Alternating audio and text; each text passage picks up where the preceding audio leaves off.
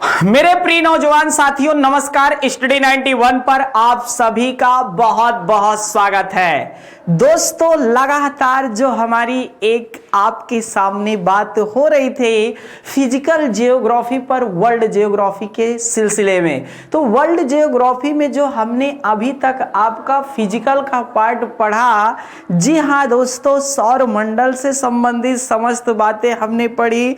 फिर उसके बाद हम लोग जी हाँ अक्षांश देशांतर, पृथ्वी की आंतरिक संरचना, वायुमंडल, पवने, जलधारा, ज्वालामुखी, चक्रवात, ऐसे समस्त पार्ट पर हमने एक एक करके चर्चाएं की। आज दोस्तों जो हमारी बात स्टार्ट हो रही है वह वर्ल्ड जियोग्राफी में ही पॉलिटिकल जियोग्राफी का नहीं सिलसिला शुरू होगा।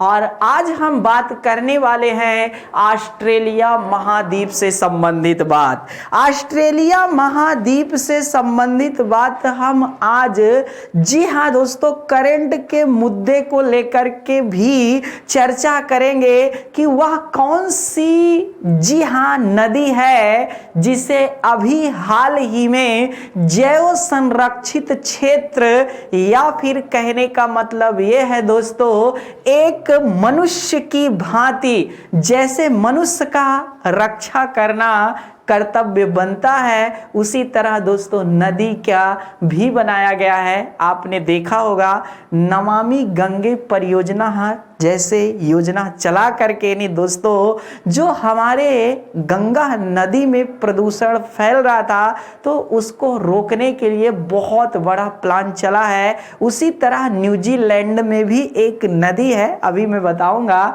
कि वांगवाई नदी है कि बाया काटो है, ये सारी चीजें आपको पता चलेंगी एक एक करके।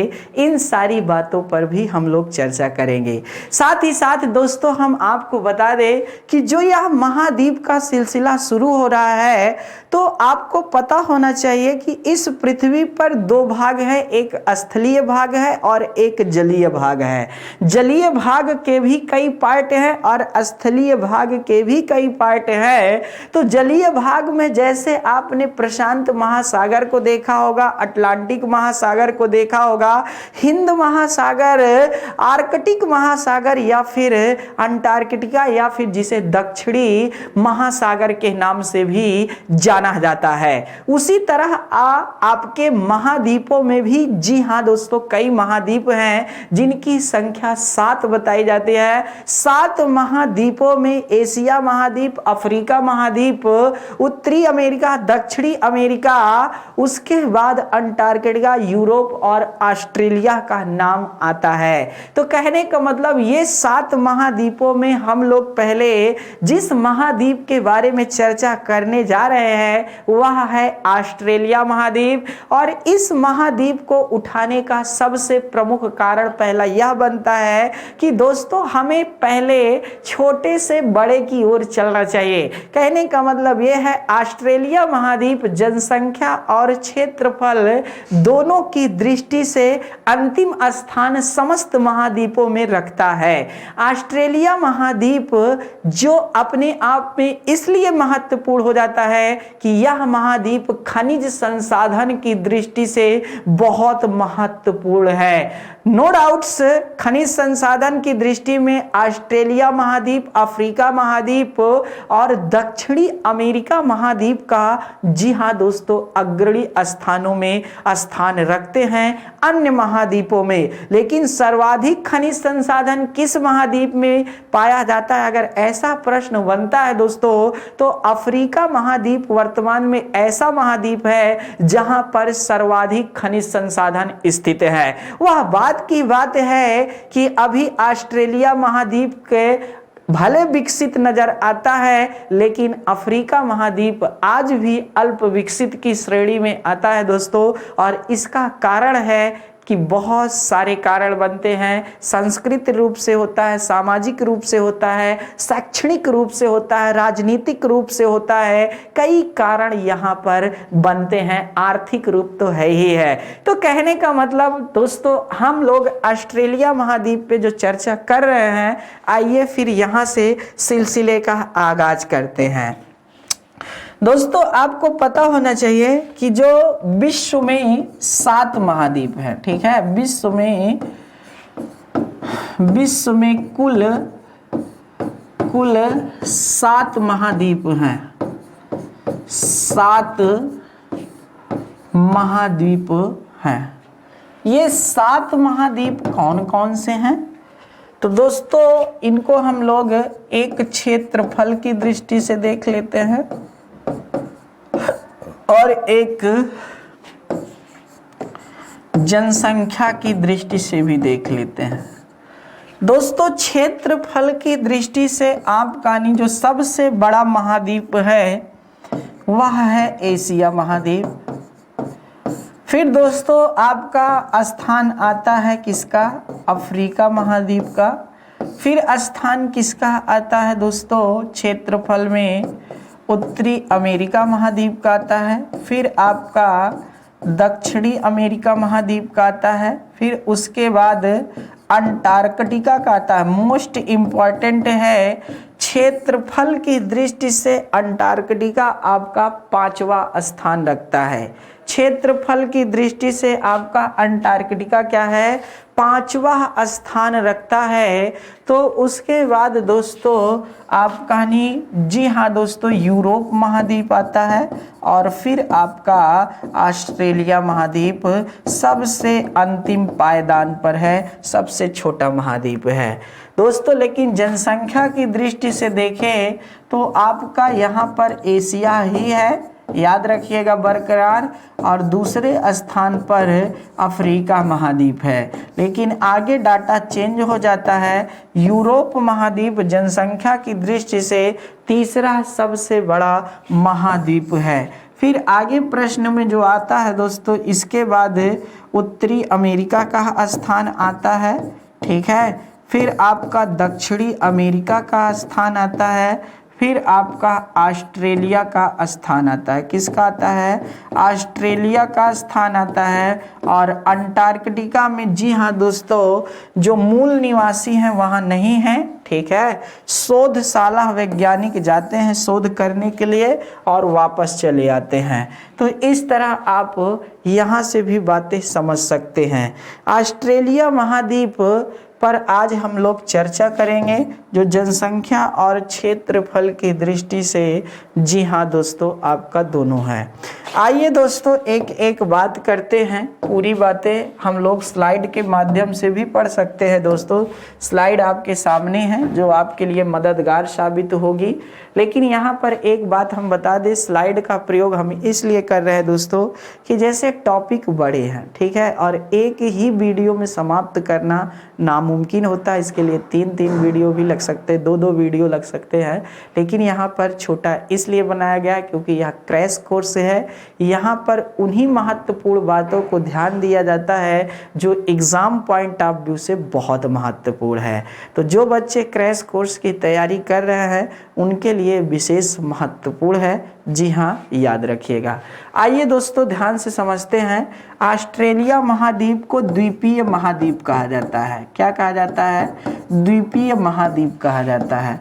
अब द्वीपीय महाद्वीप क्यों कहा जाता है? क्योंकि आप जानते हैं जो हमारा ऑस्ट्रेलिया महाद्वीप है, ठीक है, मानते हैं दोस्तों यह आपका क्या है? ऑस्ट्रेलिया महाद्वीप है, ठीक है। यहाँ पर ऐसे क्या है आपका ऑस्ट्रेलिया महाद्वीप है। ध्यान से समझते जाइएगा। कुछ ऐसा ही रोल बनता है आपके ऑस्ट्रेलिया महाद्वीप का, ठीक है। ये ऑस्ट्रेलिया महाद्वीप है। इस ऑस्ट्रेलिया महाद्वीप के चारों ओर क्या है दोस्तों? जल ही जल है, ठीक है। इस महाद्वीप के चारों ओर क्या है? यहाँ पर जल ही जल है, इसीलिए इसको क्या कहा जाता है? द्वीप कहा जाता है, द्वीपीय महाद्वीप कहा जाता है। जिस याद रखना स्थल के चारों ओर जल का भाग पाया जाता है उसे द्वीप कहा जाता है, ठीक है। उसे क्या कहा जाता है? द्वीप कहा जाता है। और जिस स्थल के 3 ओर जल पाया जाता है, मतलब 3 तरफ जल पाया जाता है, उसे प्रायद्वीप कहते हैं। जैसे ये वाला पार्ट आपका प्रायद्वीपीय वाला पार्ट है। ये वाला पार्ट कैसा है? प्रायद्वीपीय वाला पार्ट है, क्योंकि इधर भी जल है, इधर भी जल है, इधर भी जल है। तो इधर इस साइड कहने का तरफ 3 तरफ जल है, इसीलिए यह प्रायद्वीपीय वाला पार्ट है। ठीक है, याद रखिएगा। तो 3 ओर जल होना प्रायद्वीपी कहलाता है, चारों ओर जल होना स्थल के द्वीप कहलाता है।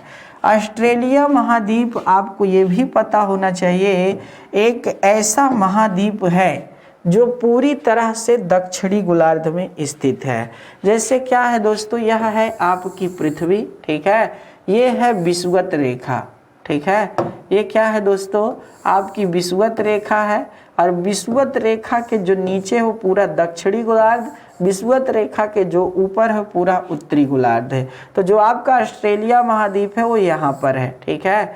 जो ऑस्ट्रेलिया महाद्वीप है दोस्तों, कहने का मतलब वह यहाँ पर है, इसलिए ऑस्ट्रेलिया महाद्वीप पूरी तरह से क्या है, दक्षिणी गोलार्ध में स्थित है। ऑस्ट्रेलिया महाद्वीप पूरी तरह से कहाँ स्थित है? दक्षिणी गोलार्ध में स्थित है। ये बातें आपको पता होना चाहिए। साथ ही साथ दोस्तों आगे समझते हैं, ऑस्ट्रेलिया महाद्वीप को जो मकर रेखा है, ठीक है, ऑस्ट्रेलिया महाद्वीप को जो मकर रेखा है वह 2 भागों में बांटती है, ठीक है। ऑस्ट्रेलिया महाद्वीप को जो मकर रेखा है वह 2 भागों में बांटती है। मकर रेखा आपको पता होना चाहिए कि विषुवत रेखा से 23.5 डिग्री दक्षिण से जाती है, कहने का मतलब साउथ से होकर के गुजरती है, ठीक है। इसलिए ऑस्ट्रेलिया महाद्वीप का आधा भाग, ठीक है, ये वाला पार्ट उष्ण वाला पार्ट है और इस वाला पार्ट क्या है दोस्तों, शीतोष्ण वाला पार्ट है, कहने का मतलब उपोष्ण कटिबंधीय, क्या है, उपोष्ण कटिबंधीय क्षेत्र है। यहाँ से देख लेते हैं दोस्तों, इधर आप जानते हैं उष्ण क्षेत्र होता है, कर्क रेखा के नीचे विषुवत रेखा का ये पूरा उष्ण क्षेत्र होता है।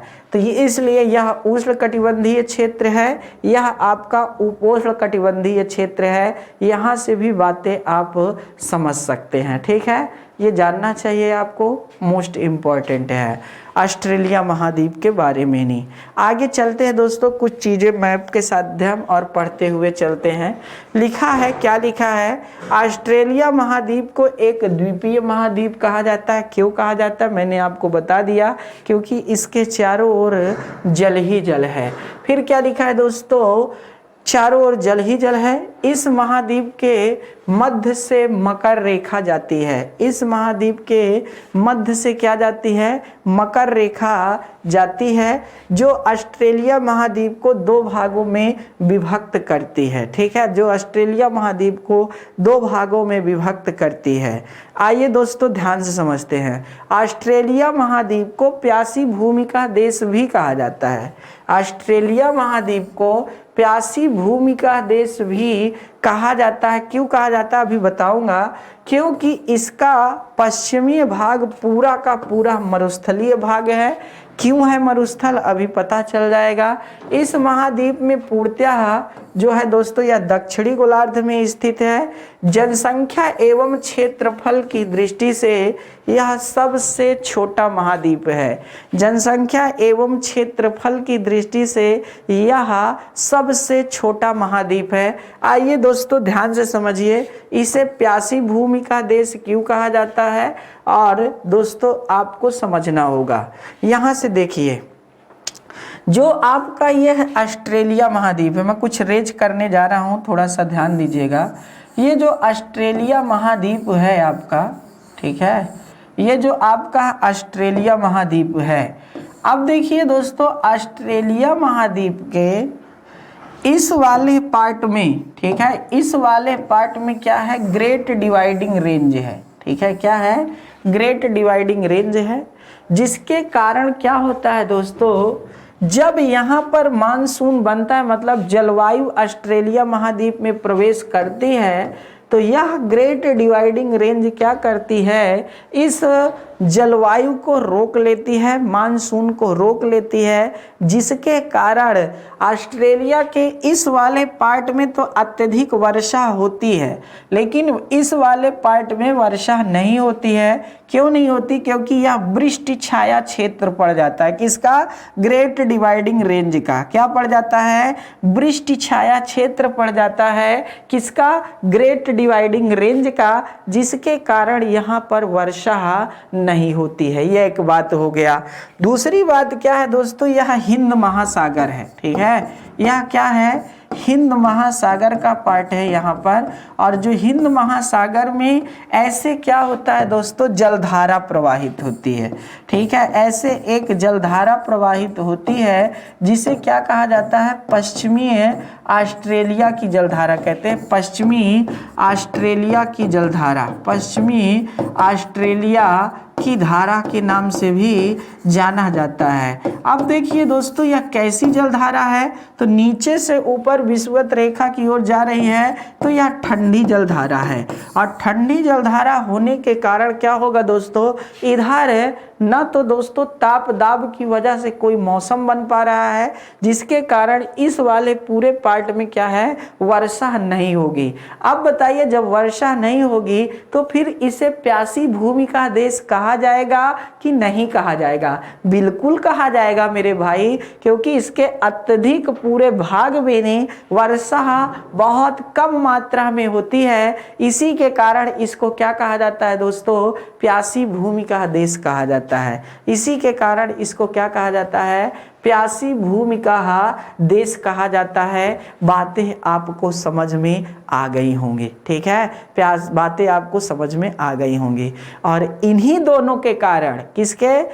ऑस्ट्रेलिया की पश्चिमी ठंडी जलधारा के कारण और ग्रेट डिवाइडिंग रेंज के कारण क्या होता है दोस्तों? आपको ये भी पता होना चाहिए कि यहाँ पर, ठीक है, यहाँ पर एक बहुत बड़े मरुस्थलीय क्षेत्र का निर्माण होता है।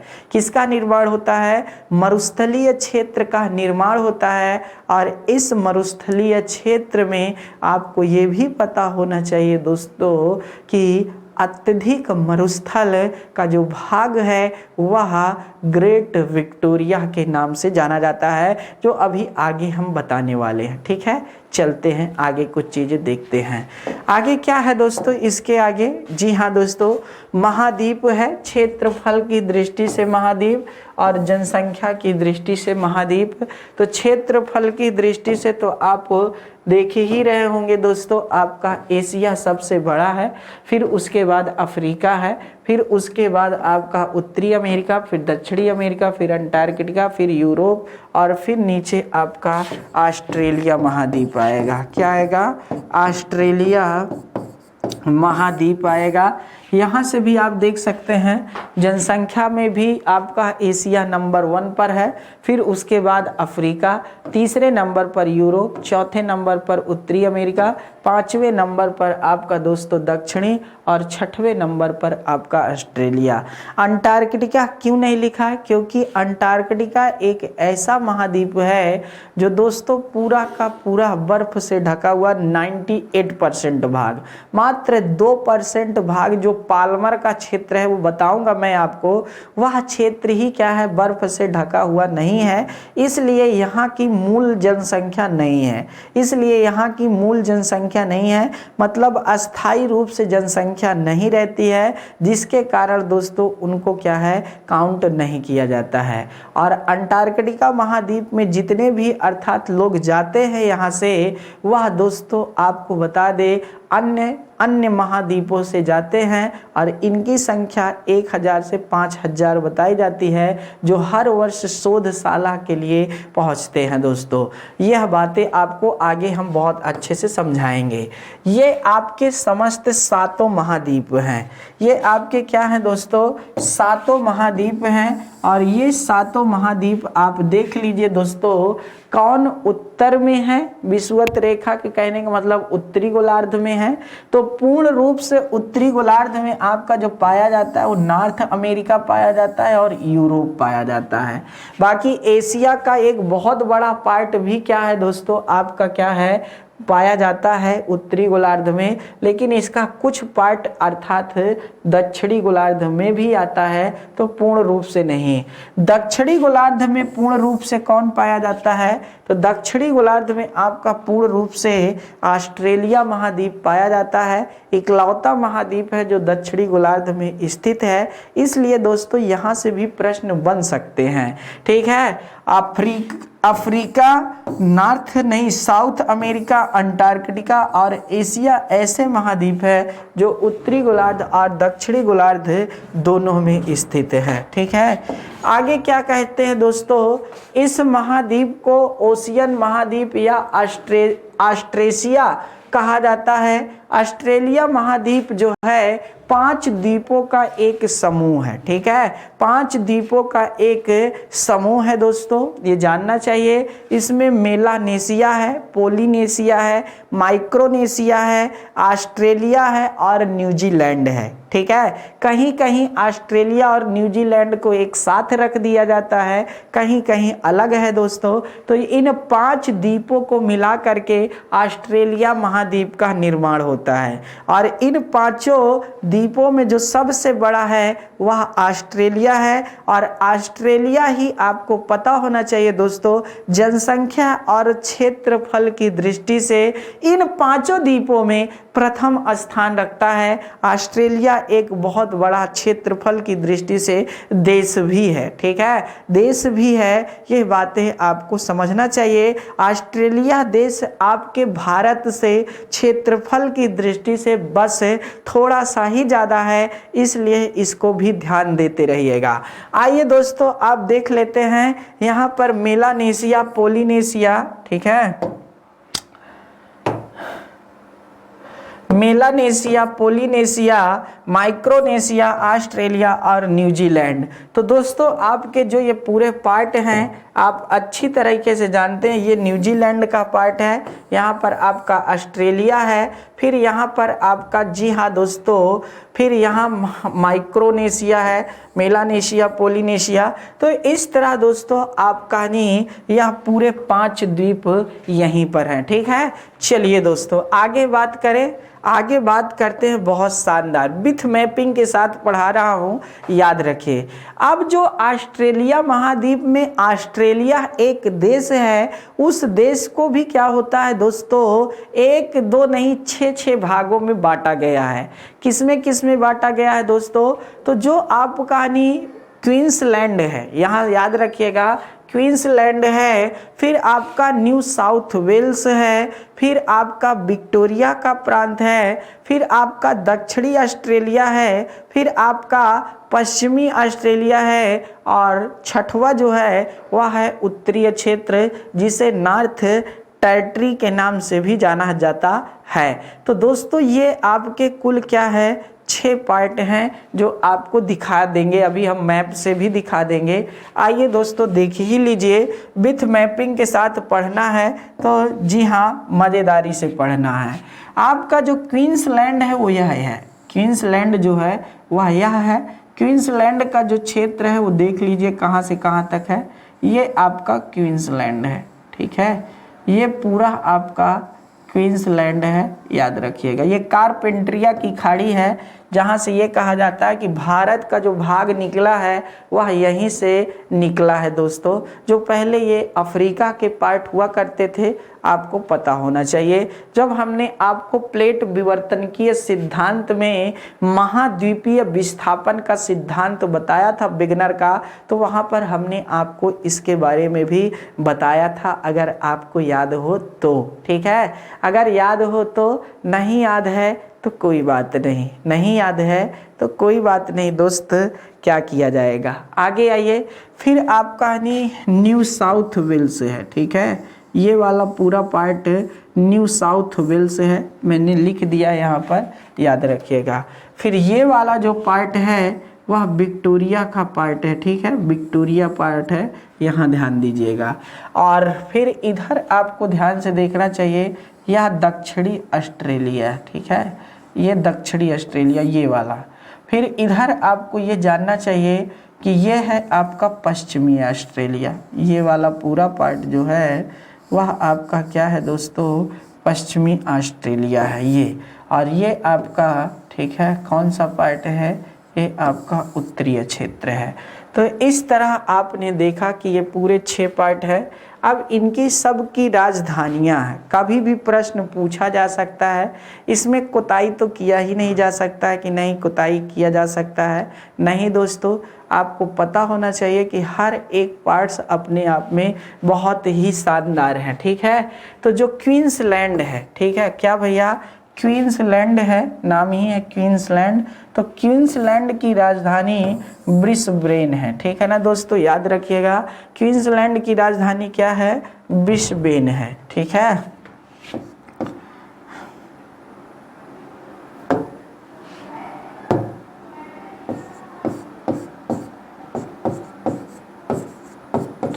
ब्रिस्बेन है। फिर उसके बाद आपका न्यू साउथ वेल्स की जो राजधानी है वह सिडनी है, ठीक है। फिर आपकी दोस्तों विक्टोरिया की क्या है, मेलबर्न है, मेलबर्न है।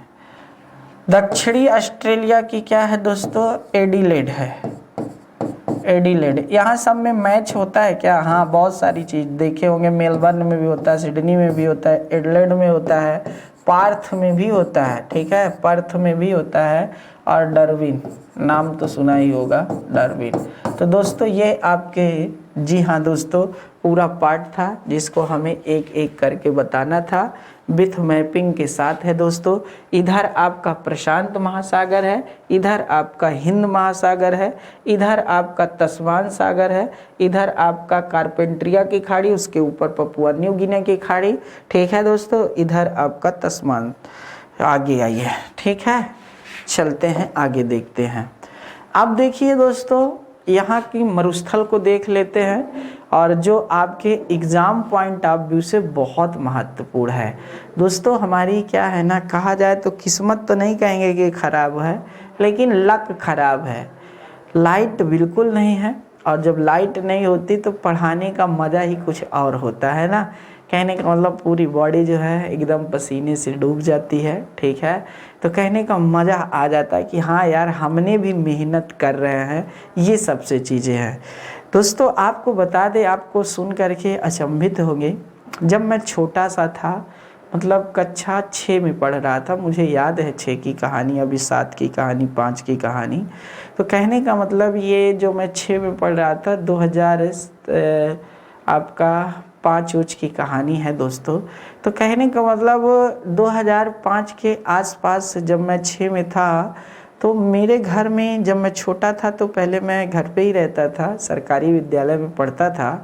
तो दोस्तों जब वहाँ पर मैं पढ़ता था तो मेरे यहाँ लाइट नहीं थी गांव में। आपको बता दें 2008 के बाद हमारे गांव में लाइट आई है, और कुछ नहीं, भीषण गर्मी रहती थी दोस्तों। मुझे आज भी याद है कि जब मैं पढ़ता रहता था तो मतलब मेरा पूरा बदन, ठीक है ना दोस्तों, एकदम मतलब पसीने से डूब जा। मैं बाहर नहीं पढ़ता था, रूम पर ही स्टडी रूम बनाया था दोस्तों। जहाँ पर पढ़िए एक स्थान पर पढ़िए, और उस स्थान को फिक्स कर लीजिए जहाँ अच्छा वातावरण हो, तभी पढ़ाई का मज़ा मिलता है। नहीं तो आप यहाँ वहाँ पढ़ेंगे तो मन नहीं लगेगा। कुछ लोग ऐसा है छत पर बैठ जाएंगे, पढ़ते रहेंगे दोस्तों।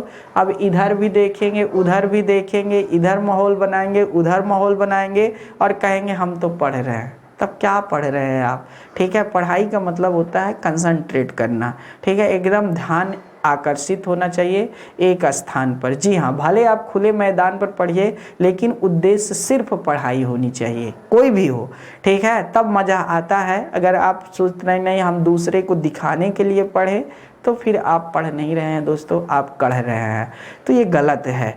तो इस तरह दोस्तों मुझे याद है कि मैं वो जब पसीने में भीग करके पढ़ता था, मेरी कभी कभी कॉपी भी अर्थात पसीने में, जी हाँ दोस्तों, भीगने लगती थी। इतना पसीना बहते थे मतलब गर्मी के दिन में। और मैं हमेशा, चाहे मई जून कोई भी महीना हो, मैं पढ़ता ज़रूर था, चाहे पढ़ूँ आधा घंटा। कई बार हमने ऐसा चीज़ें देखा है, बल्कि पापा और मेरी माताजी तब थी मेरे साथ, ठीक है, तो हमेशा मना करती थी, बेटा गर्मी बहुत है, सर पे गर्मी चढ़ जाएगी, मतलब बहुत हो जाएगा, दिमाग ख़राब हो जाएगा। तो लेकिन मैं नहीं, पढ़ता था, मुझे मज़ा आता था। और आज भी जब मैं जहाँ रहता हूँ, जहाँ जितनी गर्मी पड़े, जहाँ जो हो, मैं पढ़ाने में मज़ा लेता रहता हूँ और उसी तरह से पढ़ता रहता हूँ। ठीक है, भले आज एसी रूम हो गई, आप लोगों की दया से सब कुछ है, वो दुनिया दूसरी थी, ये दुनिया दूसरी है, लेकिन मेहनत आज भी वही है। ठीक है, कितनी भी हो जाए मेहनत से पीछे नहीं हटना चाहिए। ये मैं आपको अपने बारे में बता करके बताना चाहता हूँ कि बेटा मेहनत करते रहिए, चाहे जो स्थिति हो। ठीक है, आइए ध्यान से देखिए दोस्तों, ऑस्ट्रेलिया महाद्वीप के समस्त मरुस्थलों के समूह को ग्रेट विक्टोरिया मरुस्थल के नाम से जाना जाता है। इनके जो ये मरुस्थल है दोस्तों, इनकी संख्या 5 बताई गई है। मेन जो हैं तो मरुस्थल बहुत, लेकिन ये 5 मरुस्थल बहुत महत्वपूर्ण है दोस्तों। जो ये मेन मरुस्थल वो है ग्रेट विक्टोरिया का मरुस्थल। कौन सा मरुस्थल? Great Victoria. ये पूरा मरुस्थलीय पार्ट है, याद रखिएगा। फिर इधर ग्रेट सैंडी मरुस्थल है, फिर आपका दोस्तों यहीं पर ग्रेट गिब्सन मरुस्थल है, फिर आपको बता दें दोस्तों इधर आपका तनामी मरुस्थल है, और इधर आपका सिम्पसन मरुस्थल यहीं पर है, ये यहाँ पर है सिम्पसन मरुस्थल। ठीक है, तो कहने का मतलब दोस्तों यहाँ पर सिम्पसन मरुस्थल है। ये 5 मरुस्थल है, और इन 5 मरुस्थलों का होने का कारण हमने आपको बताया था कि ये है ग्रेट डिवाइडिंग रेंज, इसके कारण है। और इधर जो एक जलधारा प्रवाहित होती है, मैं इसको दूसरे इस मतलब लिखता हूँ, ऐसे जो जलधारा प्रवाहित होती है उत्तर की ओर जाती है दोस्तों यहाँ तक, उसी को नहीं आपको पता होना चाहिए। यहाँ पर जो धारा प्रवाहित होती है यह है हिंद महासागर की एक ठंडी जलधारा है, जिसे पश्चिमी ऑस्ट्रेलिया के नाम से जाना जाता है। तो ये कारण है। ठीक है, ये बहुत बड़ा मरुस्थलीय क्षेत्र है दोस्तों। लेकिन यहाँ पर क्या है, कंगारुओं की संख्या बहुत ज़्यादा है। ठीक है, कंगारुओं की संख्या बहुत ज़्यादा है। यह कहा जाता है कि कंगारू ऑस्ट्रेलिया में जो मूल निवासी हैं, मतलब जनसंख्या है, उनसे भी बहुत ज़्यादा है, अर्थात कंगारू। ठीक है, उनसे भी बहुत ज़्यादा हैं आपके क्या, कंगारू। और कंगारू एक ऐसा जानवर है दोस्तों जो अपने क्या होता है दोस्तों, थैली का प्रयोग कर, मतलब उसके अर्थात बॉडी में एक थैली होती है जो इसकी जंपिंग बहुत ज़्यादा होती है। सबसे ज़्यादा जंप करने वाले में से आता है दोस्तों दरसेने कंगारू। इसीलिए ऑस्ट्रेलिया के खिलाड़ियों को कंगारू की संज्ञा दी जाती है। ऑस्ट्रेलिया महाद्वीप में आपको ये पता होना चाहिए दोस्तों, जो ऊन होता है, बुल, मतलब यहाँ एक भेड़ पाया जाता है, उस भेड़ से क्या होता है, नस्ल है भेड़ की, उस नस्ल से क्या है, ऊन उत्पादन किया जाता है। और इतना उत्पादन किया जाता है एक साल में कि पूरे पृथ्वी को अगर बुना जाए तो लगभग 100 बार बुना जा सकता है। अब आप समझ सकते हैं कितना बड़ा क्षेत्र है। ठीक है, मतलब ऊन कहानी। साथ ही साथ दोस्तों ऑस्ट्रेलिया महाद्वीप एक ऐसा महाद्वीप है जहां की 70% जनसंख्या हर सप्ताह खेल से जुड़ी होती है। जी हाँ दोस्तों, खेल से जुड़े होने के कारण लोग स्वस्थ होते हैं, प्रसन्नचित्त होते हैं और खुशी का नुमा बना होता है। ठीक है दोस्तों, तो इस तरह आपको समझना चाहिए था, जानना चाहिए। ठीक है, तो यहाँ से भी बातें आप समझ लीजिएगा। इसी मरुस्थलों के कारण ही इसे प्यासी भूमि के नाम से जाना जाता है। ठीक है, ये जान लीजिए, क्योंकि ये बहुत बड़ा मरुस्थल है ना। आइए दोस्तों आगे देखते हैं। इस मरुस्थल का होना दक्षिणी हिंद महासागर के, ठीक है, महासागर से जाने वाली पश्चिमी ऑस्ट्रेलिया की ठंडी जलधारा, ठीक है, पश्चिमी ऑस्ट्रेलिया की ठंडी जलधारा और ग्रेट डिवाइडिंग रेंज, ठीक है, और ग्रेट डिवाइडिंग रेंज जो आपकी है ना दोस्तों, उसके कारण इस मरुस्थल को नहीं प्यासी भूमि के नाम से जाना जाता है दोस्तों। इन मरुस्थलों के कारण ही इसे प्यासी भूमि। अब यहाँ पर बना हुआ है ग्रेट विक्टोरिया मरुस्थल, ग्रेट गिब्सन मरुस्थल, ग्रेट सैंडी मरुस्थल, ग्रेट तनामी मरुस्थल और ग्रेट सिम्पसन मरुस्थल।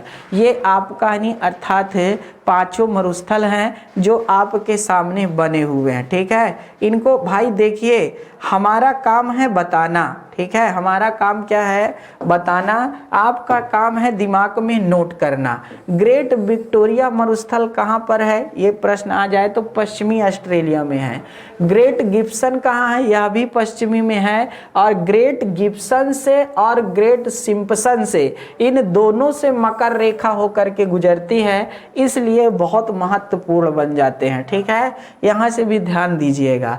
और आपका जी हाँ दोस्तों, ग्रेट सैंडी, ग्रेट सिम्स, तनामी, आपका तनामी डिजर्ट और सिम्पसन। तो इस तरह ध्यान दीजिएगा। इस मरुस्थल में यामू पक्षी पाए जाते हैं। कौन से पक्षी पाए जाते हैं? यामू पक्षी। अच्छा, यामू पक्षी और भी कहीं पाए जाते हैं। कहाँ पाए जाते हैं दोस्तों? तो जो न्यूजीलैंड है ना, न्यूजीलैंड में भी यामू पक्षी पाए जाते हैं। और यह पक्षी कहाँ पर पाए जाते हैं? विशेष करके उष्ण क्षेत्र में पाए जाते हैं। याद रखिएगा, नहीं, उष्ण क्षेत्र में पाए जाते हैं। अब देखिए दोस्तों, जो उष्ण क्षेत्र में पाए जाते हैं विशेष करके नहीं, लेकिन ऐसा नहीं कि एकदम उष्ण में ही। तो कहने का मतलब ये दोस्तों, जो क्षेत्र है पूरा, जो पूरा क्षेत्र है यामू पक्षी का, उसी तरह आपका जिस तरह कालाहारी मरुस्थल में शुतुरमुर्ग पाया जाता है और भारत में गोंडावन, गोंडावन एक पक्षी है दोस्तों, उसी तरह भारत में गोंडावन कहाँ पर? थार मरुस्थल का, जो राजस्थान के मरुस्थल का पार्ट है दोस्तों। तो यहाँ से भी ध्यान दीजिएगा, ये प्रश्न पूछे जाते हैं। अच्छा, आगे देखिए दोस्तों, क्या महत्वपूर्ण बातें हैं। इस महाद्वीप के सबसे महत्वपूर्ण पर्वत श्रृंखला जो है वह है great dividing range. Great dividing range पूरे विश्व की चौथी लंबी सर्वाधिक, जी हाँ दोस्तों, पर्वत श्रृंखला है। चौथी नंबर की नहीं पर्वत श्रृंखला है। कहने का मतलब इससे पहले एंडीज पर्वत का नाम आता है, फिर आपका नहीं दोस्तों रॉकीज का नाम आता है और हिमालय का नाम आता है। तो एंडीज, रॉकी और हिमालय के बाद आपका नहीं ग्रेट डिवाइडिंग रेंज का नाम आता है। ग्रेट डिवाइडिंग रेंज ऑस्ट्रेलिया महाद्वीप की सबसे लंबी पर्वत श्रृंखला है, जिसकी सर्वाधिक ऊंची चोटी कोइस्को है। क्या है नाम उसका? कोइस्को है। नोट करते रहिएगा दोस्तों। और कोइस्को जो पाई जाती है वह आपका भी मैं दिखाता हूँ कहाँ पाई जाती है। ठीक है, कोइस्को है, इसको नोट कर लीजिए। और आपकी जो कोइस्को है, ठीक है, कोइस्को वह यहाँ पर है आसपास, याद रखिएगा, यहीं पर आसपास में पाई जाती है। ठीक है, अब देखिए दोस्तों, ये इस पर्वत श्रृंखला के, किसके? ग्रेट डिवाइडिंग रेंज के भी 4 पार्ट है। कौन कौन? Great dividing range, blue mountains और आपका जी हाँ न्यू इंग्लैंड और दक्षिणी ऑस्ट्रेलिया। जी हाँ दोस्तों, ऑस्ट्रेलिया आल्प्स कहते हैं, ऑस्ट्रेलिया आल्प्स चौथे नंबर की। तो great dividing range, new England, blue mountains और ऑस्ट्रेलिया आल्प्स, ये प्रकार हैं इसके। ठीक है, चलिए दोस्तों देख लेते हैं। यह तो आपका ग्रेट डिवाइडिंग रेंज है, ठीक है, पूरा का पूरा। लेकिन इसमें भी यहाँ पर यहाँ पर आपका न्यू इंग्लैंड है, यहाँ पर आपका ब्लू माउंटेन से बना भी है, लिखा भी है, और यहाँ पर दक्षिणी आल्प्स है। ठीक है, ये है आपका दक्षिणी आल्प्स, ये है ब्लू माउंटेन, यहाँ न्यू इंग्लैंड, ये पूरा ग्रेट डिवाइडिंग रेंज। ठीक है, तो ये आपका ये पार्ट समझ में आया होगा। अब देखिए दोस्तों, आगे की बात करते हैं। इसमें लिखा भी होगा, इसकी सबसे ऊंची चोटी कोइस्को है, जिसकी ऊंचाई 2828 मीटर है। जिसकी ऊंचाई कितना है? 2828 मीटर है, जो ऑस्ट्रेलिया महाद्वीप की सबसे ऊंची चोटी है, जो ऑस्ट्रेलिया महाद्वीप की सबसे ऊंची चोटी है। यह विश्व की चौथी लंबी पर्वत श्रृंखला है, एंडीज, रॉकी, हिमालय के बाद। चलिए भाई, कोई बात नहीं। नदी पर आइए दोस्तों, नदी पर चर्चा कर लेते हैं। क्या है? कोई नदी है यहाँ की, बहुत प्रमुख नदी है। नदी में 2 नदियाँ हैं, एक मर्रे है, दूसरी डार्लिंग है, और एक है विक्टोरिया। ये 3 प्रमुख नदियाँ हैं। लेकिन यहाँ की जो सबसे लंबी एवं बड़ी नदी मर्रे और डार्लिंग नदी मिल करके ऑस्ट्रेलिया महाद्वीप की सबसे लंबी और बड़ी नदी का निर्माण करती हैं। जहां पर डार्लिंग नदी का उद्गम, जी हाँ दोस्तों, ग्रेट डिवाइडिंग रेंज से होता है, तो वहीं पर मर्रे डार्लिंग नदी का उद्गम ब्लू माउंटेन से होता है। ठीक है, कहाँ से होता है? ब्लू माउंटेन से होता है। दोनों मिलने के बाद सस्पेंसर की एक खाड़ी है, वहीं पर जा करके यह गिरती हैं। ठीक है, तो आइए देख लेते हैं दोस्तों क्या है महत्वपूर्ण बात। जहां डार्लिंग नदी का उद्गम ग्रेट डिवाइडिंग रेंज से होता है, तो वहीं मर्रे का उद्गम जो है ब्लू माउंटेन से होता है। ये है डार्लिंग नदी, ठीक है, और आपका ये है मर्रे नदी। चलिए भैया, ये है आपका डार्लिंग नदी, ये है आपकी मर्रे नदी, ये बना हुआ भी है, ये देख रहे होंगे। तो दोस्तों यहाँ से ये बातें आपको मिल रही होंगी। ये ब्लू माउंटेन है, यहीं से निकलती है, और ये ग्रेट डिवाइडिंग रेंज का पार्ट है, वहाँ से निकलती है। चलिए ठीक है, निकलती है, मिलकर ऑस्ट्रेलिया की सबसे बड़ी और लंबी नदी का निर्माण करती हैं, पहली पॉइंट। दूसरा क्या कहते हैं, इन दोनों नदियों के बीच एक उपजाऊ क्षेत्र पाया जाता है जिसे रेवेरीना के नाम से जाना जाता है। यह क्षेत्र जलोढ़ मृदा से युक्त है और सबसे ज़्यादा गेहूं उत्पादक इसी क्षेत्र में होता है। यह नदी सस्पेंसर, ये नोट कर लीजिए, ये है सस्पेंसर की खाड़ी, ठीक है ना दोस्तों। तो यह नदी आपके क्या होता है, सस्पेंसर की, ठीक है, सस्पेंसर की खाड़ी में जाकर के गिरती, मतलब इसका मुहाना है। इन दोनों नदियों के में जो है वो डार्लिंग नदी थोड़ा सा बड़ी नदी है, ठीक है। अब देखिए दोस्तों, इन दोनों नदियों के बीच का क्षेत्र जो है वो रेवेरीना के नाम से जाना जाता है, और यह कैसा क्षेत्र है, तो द्वाबा क्षेत्र है। रेवेरीना जो है वह द्वाब क्षेत्र है, और यहीं पर दोस्तों गेहूं और धान की अत्यधिक पैदावार होती है। और हमेशा जो दो नदियों के बीच का क्षेत्र होता है वह द्वाब क्षेत्र कहलाता है। जैसे हमारे यहाँ गंगा यमुना के द्वाब का क्षेत्र कहलाता है, जलोढ़ मृदा से युक्त होता है, आप जानते हैं, और यह अत्यधिक उपजाऊ मृदा में से एक होती है। उसी तरह यहाँ पर भी है, तो इसको समझना चाहिए। आगे देखिए दोस्तों, कह रहा है विक्टोरिया नदी। विक्टोरिया नदी का उद्गम जो होता है वह किम्बरले के पठार से होता है। यह नदी ऑस्ट्रेलिया महाद्वीप के पश्चिमी भाग में प्रवाहित होती है।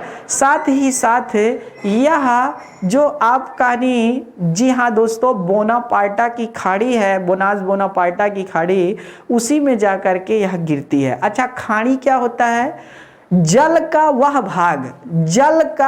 भाग जो तीन ओर स्थल से घिरा होता है उसको खाड़ी की संज्ञा दी जाती है, ठीक है। उसको किसकी संज्ञा दी जाती है, खाड़ी की संज्ञा दी जाती है। तो इस तरह दोस्तों यहाँ से भी बातें आप समझ सकते हैं।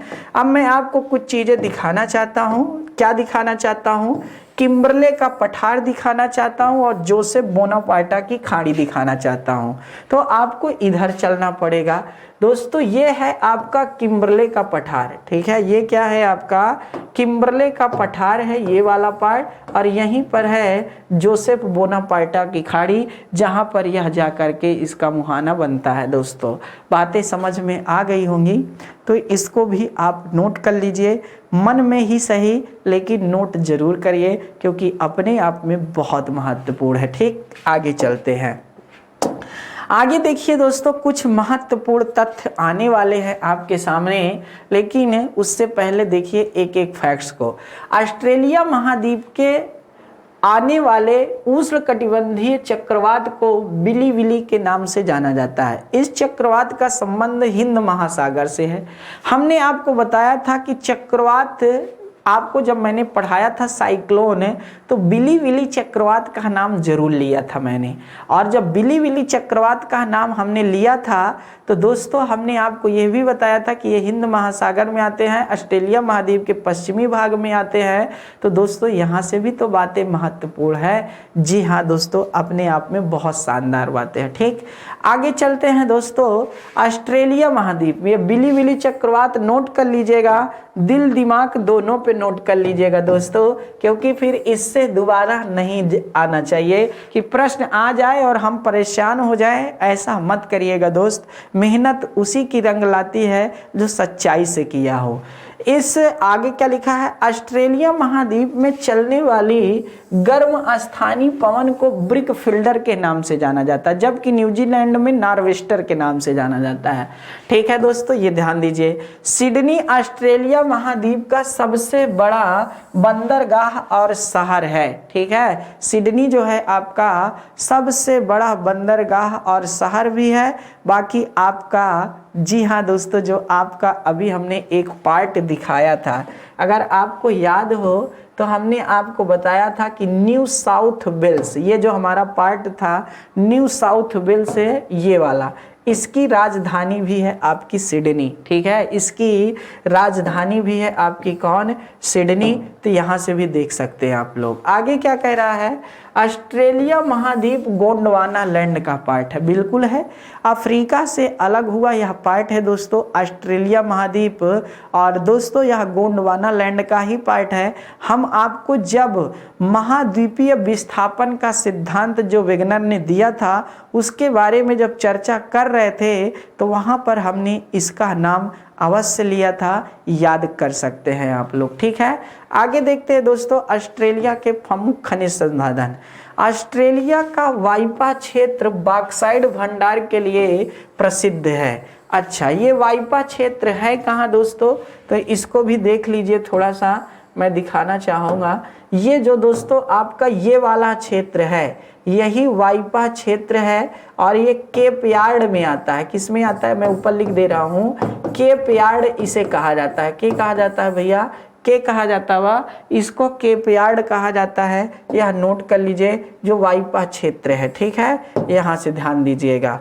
फिर क्या लिखा है, बॉक्साइट। ठीक है, अच्छा, यह ऑस्ट्रेलिया के केप यार्ड प्रायद्वीप में पड़ता है। प्रायद्वीप क्यों, क्योंकि 3 ओर जल से घिरा हुआ है, जबकि पृथ्वी, अच्छा, बॉक्साइट एल्युमिनियम का एक अयस्क है जो पृथ्वी पर, ध्यान से समझिएगा, पृथ्वी पर सर्वाधिक मात्रा में पाई जाने वाली धातु है। दोस्तों अगर पूछे पृथ्वी पर, तो पृथ्वी पर का मतलब होता है ऊपरी सतह, भूपर पट्टी की बात कर रहा है। अगर पृथ्वी में पूछ ले तो पृथ्वी के अंदर की बात कर रहा है, याद रखना, याद रखिएगा। तो यहाँ से बातें आपको समझना चाहिए। जबकि पृथ्वी में सबसे अधिक मात्रा में पाई जाने वाली धातु लोहा है। देखिए पृथ्वी में कह रहा है तो कहने का मतलब पृथ्वी के अंदर सर्वाधिक मात्रा में कौन पाई जाएगी, भारी धातु लोहा। आगे देखिए दोस्तों, ऑस्ट्रेलिया का पिलबरा क्षेत्र लौह अयस्क के लिए जाना जाता है। यह क्षेत्र पश्चिमी ऑस्ट्रेलिया में स्थित है। पश्चिमी ऑस्ट्रेलिया का जो क्षेत्र है, पिलबरा का क्षेत्र यहीं पर स्थित है। ऑस्ट्रेलिया का एलिस स्प्रिंग क्षेत्र पेट्रोलियम पदार्थ के लिए जाना जाता है। जो ऑस्ट्रेलिया में एक, याद रखना, यहाँ पर आयर झील है दोस्तों यहीं पर, तो ये वाले क्षेत्र में पेट्रोलियम भंडार ज्यादा से ज्यादा पाया जाता है। ठीक है, क्या, पेट्रोलियम भंडार ज्यादा पाया जाता है। आगे आते हैं, ब्रोकन हिल्स क्षेत्र सीसा, जस्ता और चांदी के लिए प्रसिद्ध है, महत्वपूर्ण है यहाँ का। और सीसा, और नोट करके कुछ लिखा है दोस्तों, ध्यान से देखिएगा, सीसा और जस्ता को जुड़वा धातु कहा जाता है। क्या कहा जाता है, जुड़वा धातु कहा जाता है। इसलिए दोस्तों इसको भी अच्छे से नोट करिएगा। आगे क्या कह रहा है, ग्रेट विक्टोरिया डिजर्ट में 2 सोने की खानें हैं। कौन कौन सी हैं, काल गुरली और काल गार्डी। जहां पर काल गुरली उत्तर में स्थित है तो वहीं काल गार्डी दक्षिण में स्थित है। यह मैप में देख लीजिए दोस्तों, यहाँ पर आपकी है काल गुरली और यहाँ पर है आपकी काल गार्डी। ये है पश्चिमी ऑस्ट्रेलिया में, यहाँ पर याद रखिएगा, यहाँ पर आपकी है काल गुरली, यहाँ पर है काल गार्डी, यहीं पर है दोनों। ठीक है, चलिए आगे आते हैं दोस्तों। हर एक बात पर हम चर्चा कर रहे हैं। ऑस्ट्रेलिया सोने के उत्पादन की दृष्टि से विश्व का दूसरा स्थान रखता है, जबकि चाइना सबसे ज्यादा सोने का उत्पादन करता है, प्रथम स्थान। लेकिन सोने के जो सर्वाधिक भंडार पाए जाते हैं वह दक्षिण अफ्रीका के जोहान्सबर्ग में पाए जाते हैं। इसीलिए जोहान्सबर्ग को स्वर्ण नगरी के नाम से जाना जाता है। ठीक है, इसीलिए जोहान्सबर्ग को क्या है, स्वर्ण नगरी के नाम से जाना जाता है। आगे दोस्तों, ऑस्ट्रेलिया में यूरेनियम के विश्व के सर्वाधिक भंडार पाए जाते हैं, यूरेनियम के नहीं। इसके लिए ऑस्ट्रेलिया का जो मैरी कैथरीन का क्षेत्र है वह प्रसिद्ध है। दोस्तों देखिए, भंडार की दृष्टि से ऑस्ट्रेलिया महत्वपूर्ण है, उत्पादन की दृष्टि से कनाडा महत्वपूर्ण है, और भारत जो यूरेनियम मंगाता है वह कनाडा से मंगाता है, आप अच्छी तरह से जानते हैं। यहाँ पर कजाकिस्तान से है, रूस से है और आपका ऑस्ट्रेलिया। ये समझौता हुआ है भारत का इन 4 देशों के साथ। तो यहाँ से भी देख सकते हैं भारत का यूरेनियम समझौता 4 देशों के साथ है, कनाडा, कजाकिस्तान, रूस और ऑस्ट्रेलिया। अभी हाल ही में आंध्र प्रदेश में यूरेनियम का एक बहुत बड़ा भंडार पाया गया है। ऑस्ट्रेलिया का रॉक हैम्पटन क्षेत्र कोयला के लिए जाना जाता है। ऑस्ट्रेलिया में आर्गले की खान लाल हीरा, अभी तक आपने सफेद हीरा ही देखा होगा, लाल हीरे के लिए प्रसिद्ध है, जबकि विश्व प्रसिद्ध हीरे की खान किम्बरले की खान है दोस्तों, जो आपके अफ्रीका महाद्वीप में स्थित है। ठीक है, एक किम्बरले का पठार है। आगे देखिए घास के मैदान। ठीक है, ऑस्ट्रेलिया में शीतोष्ण घास के मैदान को याद रखिएगा दोस्तों। अच्छा, ऑस्ट्रेलिया महाद्वीप में शीतोष्ण घास और उष्ण कटिबंधीय घास दोनों पाए जाते हैं। ऑस्ट्रेलिया में शीतोष्ण घास के मैदान को डाउन्स कहा जाता है। क्या कहा जाता है? डाउन्स कहा जाता है। जबकि यहाँ एक मुलायम घास का मैदान होता है, इसीलिए इसे ऑस्ट्रेलिया के पार्क भूमि के नाम से भी जाना जाता है। ठीक है ना दोस्तों, ये बहुत महत्वपूर्ण है। लेकिन उससे भी महत्वपूर्ण अगला वाला पार्ट है जिसको कहते हैं ग्रेट बैरियर रीफ। पहली बात, ग्रेट बैरियर रीफ है कहाँ सॉरी, देख लेते हैं दोस्तों। जो आपकी ग्रेट बैरियर रीफ है, ठीक है,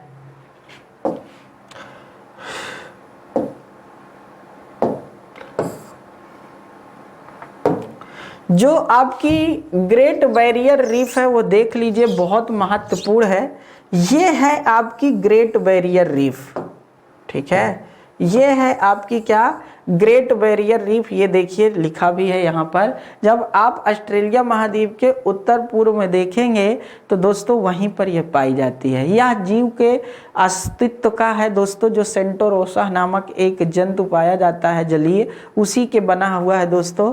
और एक तरह से नहीं, यह इसे, जी हाँ दोस्तों, कहा जाए तो बगीचे के नाम से माना जाता है। मूंगे की चट्टान भी कहा जाता है, इसे एटॉल भी कहा जाता है, इसे कोरल भी कहा जाता है, कई नामों से जाना जाता है। यह एक प्रकार की अवरोधिका के नाम से भी जाना जाता है।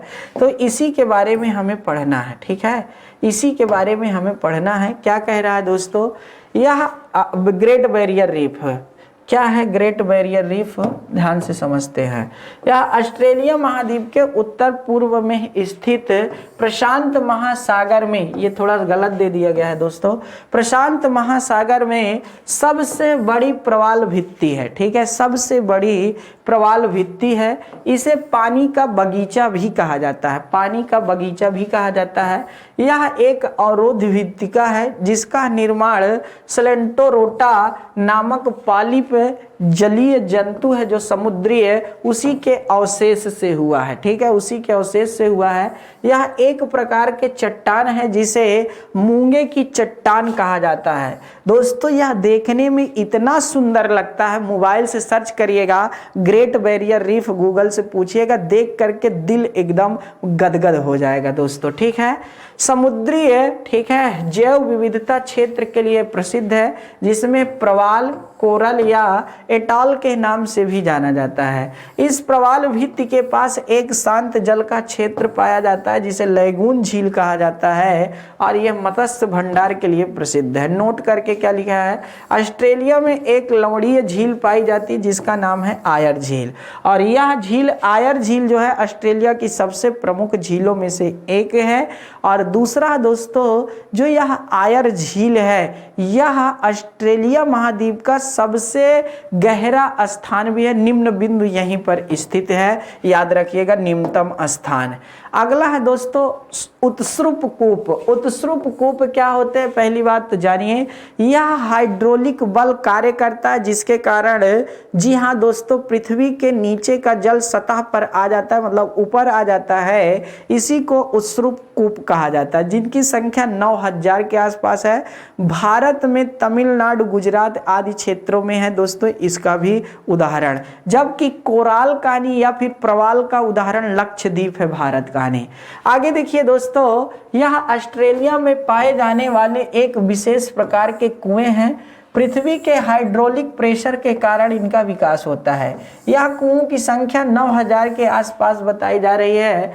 भारत में इस प्रकार के कुएं पाए जाते हैं, जैसे गुजरात, तमिलनाडु, पुदुचेरी। आगे देखिए दोस्तों, राजस्थान के जैसलमेर में भूगर्भिक जल पट्टी पाई जाती है, जिसे चानन नलकूप कहा जाता है। अगला दोस्तों जो महत्वपूर्ण है वह है न्यूजीलैंड। न्यूजीलैंड के दो पार्ट हैं, एक उत्तरी न्यूजीलैंड, एक दक्षिणी। ये उत्तरी न्यूजीलैंड है और ये दक्षिणी न्यूजीलैंड है। इन दोनों के बीच में एक जल संधि पाई जाती है, जिसका नाम है कुक जल संधि, जो उत्तरी को और दक्षिणी को अलग करती है। दक्षिणी न्यूजीलैंड में नहीं, आपको बता दे सबसे महत्वपूर्ण जो है वह है दोस्तों दक्षिणी आल्प्स पर्वत श्रेणी। और यह पर्वत श्रेणी आपको पता होना चाहिए दोस्तों कि यहाँ की सबसे लंबी पर्वत श्रेणी है कहाँ की? न्यूजीलैंड की। ये प्रश्न आ चुका है। और न्यूजीलैंड की सबसे लंबी पर्वत श्रेणी का जो अर्थात सर्वोच्च ऊंची चोटी है उसका नाम है माउंट कुक। ठीक है, क्या नाम है दोस्तों? माउंट कुक नाम है इसका, याद रखिएगा। इसकी ऊंचाई 3754 मीटर के आसपास बताई जाती है। ठीक है, याद रखिएगा दोस्तों। और आपको ये भी पता होना चाहिए कि दोस्तों इसकी जो राजधानी है, ठीक है, इसकी जो राजधानी है वेलिंगटन, यह पूरे विश्व की सबसे दक्षिणतम राजधानी है वेलिंगटन। ठीक है, जो उत्तरीय न्यूजीलैंड में स्थित है। तो यहाँ से कुछ महत्वपूर्ण बातें थी, इनको हमने देख लिया। आइए इस पर भी नोट कर लेते हैं क्या क्या कह रहा है। ठीक है, यह ऑस्ट्रेलिया महाद्वीप का एक द्वीपीय क्षेत्र है। तस्मान सागर, तस्मान सागर ये है तस्मान सी। तस्मान सागर न्यूजीलैंड को ऑस्ट्रेलिया से अलग करता है। इसकी खोज एवेल तस्मान और कैप्टन कुक ने किया था, दोनों ने मिलकर के, नोट कर लीजिएगा। न्यूजीलैंड दो भागों में विभक्त है, एक उत्तरी एक दक्षिणी। इन दोनों के बीच एक जल संधि है जिसका नाम है कुक जल संधि। जिसका नाम क्या है? कुक जल संधि। आगे देखिए दोस्तों, न्यूजीलैंड की राजधानी वेलिंगटन है। ठीक है, जो विश्व की सबसे दक्षिणतम राजधानी है। दक्षिणी न्यूजीलैंड में दक्षिणी आल्प्स पर्वत नामक सबसे लंबी पर्वत श्रृंखला पाई जाती है, जिसकी ऊंची चोटी माउंट कुक है। उत्तरी न्यूजीलैंड में घास जो उपजाऊ पाया जाता है मैदान, उसे कैंटबरी कहा जाता है। मोस्ट इंपॉर्टेंट है दोस्तों, ये है आपका यहाँ पर कैंटबरी का क्षेत्र, बहुत बड़ा क्षेत्र है और यहीं पर घास के मैदान का विकास होता है। ठीक है, ये याद रखिएगा दोस्तों। चलिए, यह प्रशांत महासागर के तट पर स्थित है। वांगनई, याद रखना, वांगनई नदी को अभी हाल ही में न्यूजीलैंड ने, जो न्यूजीलैंड की सरकार है, वह ने क्या किया है? इंसान जैसा दर्जा दिया है। इस नदी के किनारे माओरी समुदाय के लोग निवास करते हैं, जैसे आपके गंगा के किनारे पर थारू जनजाति निवास करती है। इस द्वीप की सबसे लंबी नदी वायाकाटो है। ठीक है ना दोस्तों। न्यूजीलैंड में पंख विहीन पक्षी पाया जाता है जिसे कीवी कहा जाता है, और यह न्यूजीलैंड का राष्ट्रीय, जी हाँ दोस्तों, पक्षी है। मालोनेशिया क्या है? मालोनेशिया एक सबसे बड़ा द्वीप है यहाँ का, जो न्यू गिनी के नाम से जाना जाता है दोस्तों। यह विश्व का दूसरा सबसे बड़ा द्वीप माना जाता है। में आपको पता होना चाहिए ग्रीनलैंड के बाद, जबकि हिंद महासागर का सबसे बड़ा द्वीप मेडागास्कर। दोस्तों याद रखना, ग्रीनलैंड के बाद न्यू गिनी को दो भागों में बांटता है, याद रखिएगा दोस्तों। यह एरिजन जाया और पपुआ न्यू गिनी। ठीक है, ऑस्ट्रेलिया और न्यूजीलैंड को जो अलग करती है वह टॉरेंस जल संधि अलग करती है। और आपको पता होना चाहिए तस्मानिया को यहाँ न्यूजीलैंड नहीं होगा दोस्तों, यहाँ पपुआ न्यू गिनी होगा। ठीक है, क्या होगा? न्यू गिनी होगा। तो न्यू ऑस्ट्रेलिया और न्यू गिनी को टॉरेंस जल संधि अलग करती है, जबकि तस्मानिया को और ऑस्ट्रेलिया को जो अलग करती है वो बास जल संधि अलग करती है। बास जल संधि क्या करती है? तस्मान सागर को हिंद महासागर से भी जोड़ती है।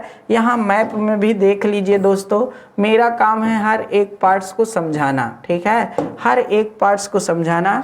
यहाँ से देख लीजिए, ये है आप कहानी दोस्तों कौन सी जल संधि, बास जल संधि, और यहाँ पर है टॉरस जल संधि, यहाँ पर है आपका कुक जल संधि। ये आपका बास जल संधि, ये टॉरस जल संधि, ये है कुक जल संधि। ठीक है, ये है आपका तस्मानिया द्वीप। ठीक है, यह है आपका पपुआ न्यू गिनी का पार्ट। तो इस तरह दोस्तों आपने देखा कि हमने कितनी महत्वपूर्ण बातों पर चर्चा की है। तो दोस्तों ये था आज का पूरा सिलसिला जिस पर हम लोगों ने किया एक एक बात। दोस्तों यह पूरा पार्ट्स आपको कैसे लगा, अपना प्रतिक्रिया अवश्य दीजिएगा, क्योंकि हर एक महत्वपूर्ण बातों पर हम लोगों ने चर्चा किया। बहुत बहुत धन्यवाद। आप सभी लोग इसी तरह अपना स्नेह प्यार हम पर बनाए रहें और स्टडी 91 के साथ लगातार जुड़े रहें।